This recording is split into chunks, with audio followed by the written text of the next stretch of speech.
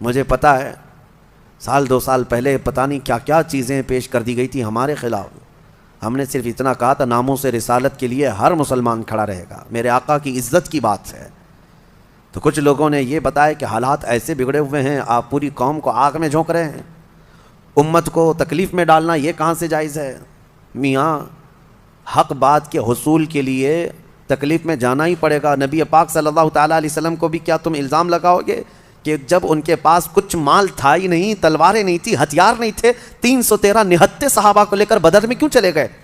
کوئی سوال کرے گا؟ جان جوکھم میں کیوں ڈال دیا؟ حق بات کے حصول کے لیے قربانیاں دینی پڑتی ہیں. تمہیں صرف اور صرف اپنے اسباب پر بھروسہ ہوتا ہے. نادانوں اٹھو, کھڑے ہو جاؤ. اللہ کے اعلان کا بھی کوئی مطلب سمجھتے ہو کہ نہیں کہ اللہ نے 3 صحابہ کا جنگ تبوک میں میرے آقا جا رہے تھے تو اعلان فرما دیا کہ سارے لوگ چلیں, سب کے اوپر حکم تھا. یہ جنگ تبوک کیا ہے؟ تقریباً مدینہ طیبہ سے 900 کلومیٹر دور ہے, اور ایسے حالات میں یہ جہاد کا اعلان تھا جب سخت گرمی کا موسم تھا, سفر لمبا. مسلمانوں کے پاس اس وقت مال کی کمی بہت تھی, اس کو جیش العسرہ بھی کہتے ہیں, تنگی والی جنگ, تنگ دستی والی جنگ. ایسے میں امتحان تھا سب کا, سب تو چل پڑے. نبی پاک صلی اللہ علیہ وسلم مدینے سے رخصت ہوئے, 3 صحابہ مدینے میں پیچھے رہ گئے. وہ تینوں صحابہ میں سے ایک حضرت کعب بن مالک, ایک حضرت مرارہ, ایک حضرت ہلال. یہ مخلص مومنین ہیں, صحابہ ہیں, منافقین کی بات نہیں کر رہا ہوں, سچے صحابی رسول ہیں, لیکن پیچھے رہ گئے. فوج میں شامل نہیں ہو سکے. حضور پاک صلی اللہ علیہ وسلم کے ساتھ جانا تھا لیکن جا نہ سکے. سب جوان تھے, سب طاقت والے تھے, سب کے پاس حیثیت تھی. کیوں نہیں گئے؟ دیکھیں, جہاد میں نہ جانے کے لیے کچھ عذر ہے, یا سخت بڑھاپا ہے, یا معذوری ہے, بیماری ہے, تو اس کو مستثنا ہے, اس کے لیے ایکسیپشن ہے. لیکن جس کے پاس کوئی عذر نہیں تھا وہ گھر میں بیٹھا رہا. یہ 3 صحابہ ایسے تھے ان کے پاس عذر تو نہیں تھا لیکن غفلت میں نہیں گئے. کس طرح کی غفلت؟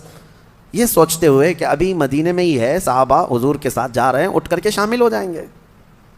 جیسے پیچھے کھڑے رہتے ہیں نا, ابھی امام صاحب تو قرات کر رہے ہیں, رکوع میں جانے کے وقت شامل ہو جائیں گے. لیکن ہوا یہ کہ تھوڑی دیر کے بعد اور سستی آئی, اور سستی آئی. پھر مدینے سے بھی حضور نکل گئے, صحابہ بھی چلے گئے. یہ سوچتے رہ گئے کہ ابھی باہر ہی تو گئے ہیں, نکل کر کے شامل ہو جائیں گے. مدینے سے باہر کتنی دور ہے, دوڑ کر کے شامل ہو جائیں گے. پھر سو گئے اور قافلہ چل پڑا. یہ ہمارے ساتھ بھی ہو سکتا ہے اور ہوتا بھی, اور ہم بہت ساری بڑی بڑی چیزیں کھو جاتے ہیں, نمازیں کھو جاتے ہیں, بہت ساری چیزیں ایسی غفلت کی وجہ سے ہوتی ہیں. بہرحال وہ صحابہ اکرام تھے, رہ گئے, اور نبی پاک صلی اللہ علیہ وسلم کا قافلہ اتنا دور چلا گیا کہ یہ دوڑ کے بھی نہیں پکڑ سکے, مدینے میں ہی رہ گئے. جنگ تبوک حضور صلی اللہ علیہ وسلم تشریف لے گئے. وہ اللہ کے نبی کی نظر ہے, ہر صحابی کو جانتے تھے. آج جو سلام بھیجتا ہے امتی, میرے آقا فرماتے ہیں, اس کو میں اس کے باپ کے نام سے پہچانتا ہوں. تو جو اس زمانے میں صحابہ تھے, کیا حضور ان کو نہیں جانتے تھے کہ کون حاضر ہے کون غائب ہے؟ جنگ میں حاضر ہونے کے بعد حضور نے پوچھا, کعب بن مالک کہاں ہے, مرارہ بن ربیع کہاں ہے, ہلال بن امیہ کہاں ہے؟ صحابہ نے کہا, یا رسول اللہ صلی اللہ علیہ وسلم شروع سفر سے وہ ہمارے ساتھ شامل نہیں ہوئے, وہ آئے نہیں. کہا وجہ کوئی؟ کہا کسی کو خبر نہیں. خیر جنگ ہوئی, واپس تشریف لائے میرے آقا مدینہ طیبہ. لمبا سفر ہوتا تھا, 900 کلومیٹر معمولی نہیں ہے, اس وقت پیدل سفر ہوتے, گھوڑوں پر اور اونٹوں پر. جنگ کے بعد جب واپس تشریف لائے میرے آقا صلی اللہ علیہ وسلم مدینے میں, آتے ہی ان تینوں کو بلوایا. کہاں ہیں یہ تینوں؟ آپ لوگ دین کے کاموں کو ہلکے میں لیتے ہو, اور آپ کو لگتا ہے کہ ناموس رسالت کے لیے کھڑا ہونا یہ صرف کسی مولوی کا کام ہے, یا کسی مفتی کا کام ہے, کسی مبلغ کا کام ہے. یعنی ہر ایک پر ذمہ داری ہے. 3 نہ جاتے تو کیا فرق پڑتا, ہزاروں صحابہ تو چلے گئے تھے اور جنگ بھی فتح یاب. لیکن واپس آنے کے بعد میرے آقا صلی اللہ علیہ وسلم نے سرزنش فرمائی, بلوایا, تینوں آئے. یہ پوری حدیث بخاری شریف میں اس کی روایت کرنے والے خود حضرت کعب بن مالک ہیں جو پیچھے رہ گئے تھے. وہ خود ہی اس حدیث کے راوی ہیں, انہوں نے خود اپنا واقعہ بیان کیا ہے کہ کیسے کیسے کیا کیا ہوا تھا. پھر نبی پاک صلی اللہ علیہ وسلم جب بلائے تو تینوں صحابہ کہتے ہیں, تینوں حضور جب ہمیں طلب کیے تو سب سے پہلی چیز یہی پوچھنے والے تھے کہ کیوں نہیں آئے. وہ کہتے ہیں ہم نے سوچا کہ کچھ ہیلا کر لیتے, کچھ بہانہ کر لیتے, کسی بیماری کا یا کسی عذر کا. پھر وہ کہتے ہیں اس سے کیا بہانہ کریں جو دلوں کے حالات کو بھی جانتا. سچ سچ کہہ دیا, یا رسول اللہ صلی اللہ علیہ وسلم غفلت کی وجہ سے نہیں آ سکے, سستی, ہم غفلت کی وجہ سے پیچھے رہ گئے. قرآن نے یہی اس میں بیان کیا ہے کہ منافقین پیچھے تو رہ جاتے ہیں لیکن جب پوچھا جائے تو ہیلے بہانے کرتے ہیں، سچ نہیں بولتے. لیکن مخلص مومنین کا حال یہ ہے، قرآن کہتا ہے ان سے غفلت ہوئی تو بارگاہ مصطفیٰ میں آ کر یہ نہیں کہتے کہ بیوی پکار رہی تھی، بچہ بیمار تھا، ہمیں تکلیف تھی، نہیں، آ کر سیدھے کہہ گئے کہ یا رسول اللہ غفلت ہو گئی ہم سے، کاہلی سے. دوسرے صحابی سے پوچھا، انہوں نے بھی کہا یا رسول اللہ سوچتا رہا شامل ہو جاؤں، نہیں شامل ہو سکا، یہ میری غفلت ہے، میری خطا ہے. تیسرے صحابی نے بھی یہی کہا کہ غفلت ہے. پتا تھا ان کو کہ سزا ہو سکتی ہے. یاد رکھو سزا کے ڈر سے کبھی جھوٹ مت بولو. ایک جھوٹ کو چھپانے کے لیے کئی جھوٹ گڑنے پڑتے ہیں. پھر نبی پاک صلی اللہ تعالیٰ علیہ وسلم نے اعلان کیا فرمایا؟ دوسرے سارے صحابہ تھے مسجد نبوی میں، سب سے کہا اس وقت تک ان سے کوئی بات چیت مصافحہ سلام کلام نہیں کرے گا جب تک ان کے متعلق اللہ کا کوئی حکم نہیں آ جاتا. میں خود ان سے کوئی بات نہیں کروں گا. نبی پاک صلی اللہ علیہ وسلم نے فرمایا. یہ بائیکاٹ، اس طرح کا بائیکاٹ کس بات پر تھا؟ سستی اور کاہلی کی وجہ سے نہ آنے پر. آج لوگ ہزاروں ہیلے بہانے تلاش کر رہے ہیں میرے مصطفیٰ کے نام پر کھڑے ہونے کے لیے، اور وہ بھی لولے لنگڑے بہانے ہیں. ایسی آج کسی کی نوبت نہیں آئی ہے کہ اس کی گردن پر تلوار رکھ دی گئی ہو کہ اگر حق بولے گا تو کاٹ دی جائے گی. نہیں ہے. اگر ایسا ہوتا تو آپ کا یہ کم ظرف آدمی اور کم علم آدمی اتنا نہیں چیخ رہا ہوتا، اتنا نہیں چلا رہا ہوتا.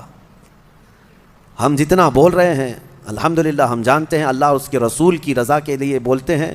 جب تک اللہ نے آزادی عطا کی ہے حق بات بولتے رہو. اور سب سے بہترین اور افضل جہاد یہی ہے ظالم بادشاہ کے آگے حق کلمہ بیان کرنا. آج نہ جانے کتنے ہیلے بہانے ہیں، کتنے بہانے ہیں. مجھے پتہ ہے 1-2 سال پہلے پتہ نہیں کیا کیا چیزیں پیش کر دی گئی تھی ہمارے خلاف. ہم نے صرف اتنا کہا تھا ناموس رسالت کے لیے ہر مسلمان کھڑا رہے گا، میرے آقا کی عزت کی بات ہے. تو کچھ لوگوں نے یہ بتایا کہ حالات ایسے بگڑے ہوئے ہیں، آپ پوری قوم کو آگ میں جھونک رہے ہیں، امت کو تکلیف میں ڈالنا یہ کہاں سے جائز ہے؟ میاں حق بات کے حصول کے لیے تکلیف میں جانا ہی پڑے گا. نبی پاک صلی اللہ تعالیٰ علیہ وسلم کو بھی کیا تم الزام لگاؤ گے کہ جب ان کے پاس کچھ مال تھا ہی نہیں، تلواریں نہیں تھی، ہتھیار نہیں تھے، 313 نہتے صحابہ کو لے کر بدر میں کیوں چلے گئے؟ کوئی سوال کرے گا؟ جان جوخم میں کیوں ڈال دیا؟ حق بات کے حصول کے لیے قربانیاں دینی پڑتی ہیں. تمہیں صرف اور صرف اپنے اسباب پر بھروسہ ہوتا ہے. نادانوں اٹھو، کھڑے ہو جاؤ. اللہ کے اعلان کا بھی کوئی مطلب سمجھتے ہو کہ نہیں؟ کہ اللہ نے قرآن میں فرمایا کان حقا علینا نصر المؤمنین، کھڑے ہو جاؤ. ایمان والوں کی مدد کرنا اللہ فرماتا ہے میرے اوپر لازم ہے، میں نے اپنی شان کے لیے لازم کر لیا ہے. اللہ تعالیٰ اپنے لیے فرما رہا ہے ہم نے لازم کر لیا ہے اپنے اوپر، ایمان والوں کی مدد کریں گے. اس پر کسی کا یقین نہیں. لولے لنگڑے بہانے اس طرح کے. یاد رکھو اس کے لیے میں بات کر رہا ہوں جس کے سامنے تمہیں قیامت کے دن کھڑا ہونا ہے.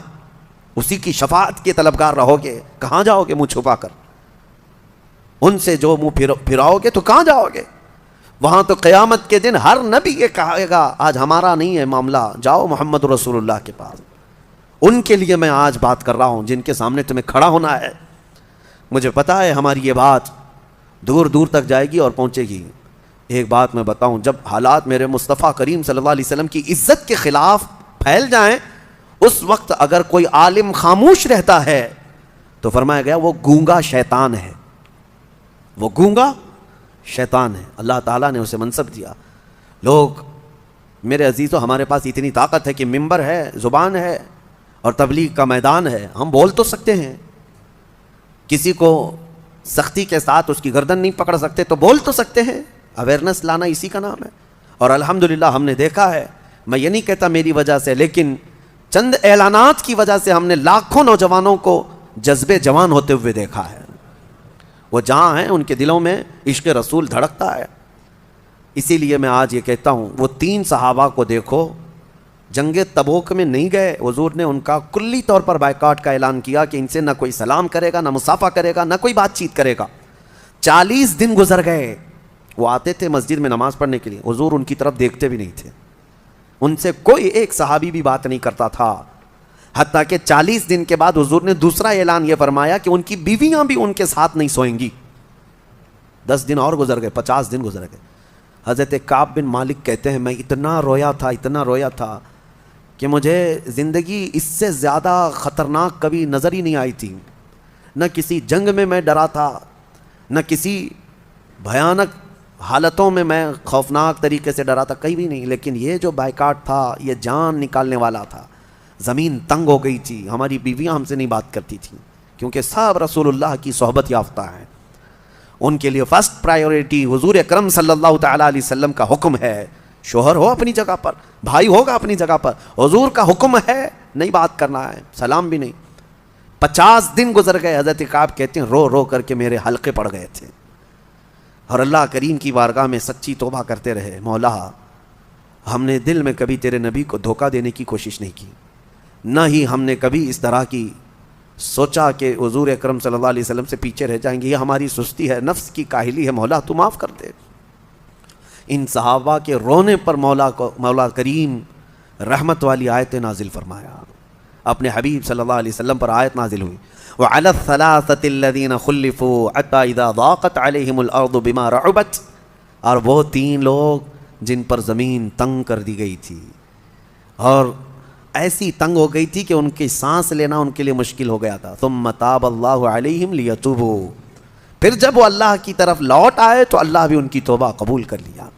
ان اللہ هو التواب الرحیم. بے شک اللہ سب سے زیادہ توبہ قبول کرنے والا، رحم کرنے والا ہے.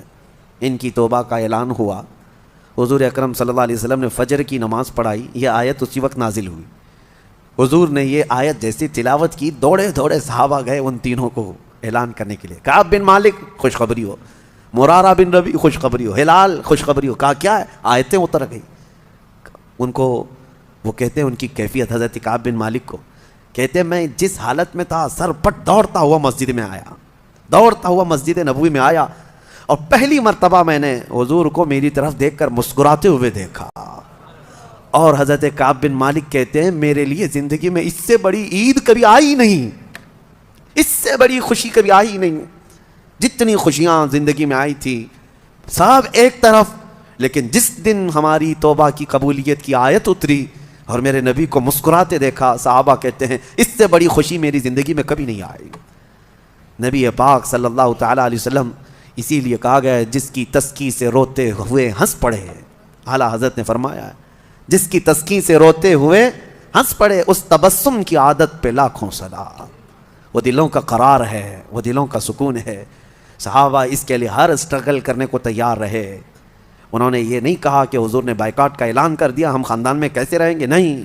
وہ ہمیشہ یہ کہتے رہے یہ ہماری غلطیوں کی سزا ہے. 50 دن تک صبر کرنا معمولی بات نہیں. 2 مہینے کا عرصہ گزرنے کو آ گیا تھا.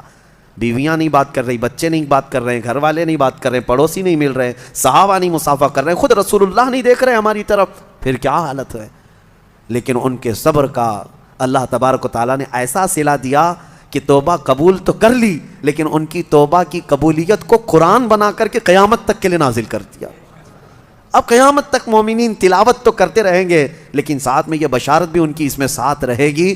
3 لوگ پیچھے تو رہ گئے تھے، لیکن اتنا روئے کہ اللہ نے ان کی شان میں قرآن میں آیتیں اتار دی.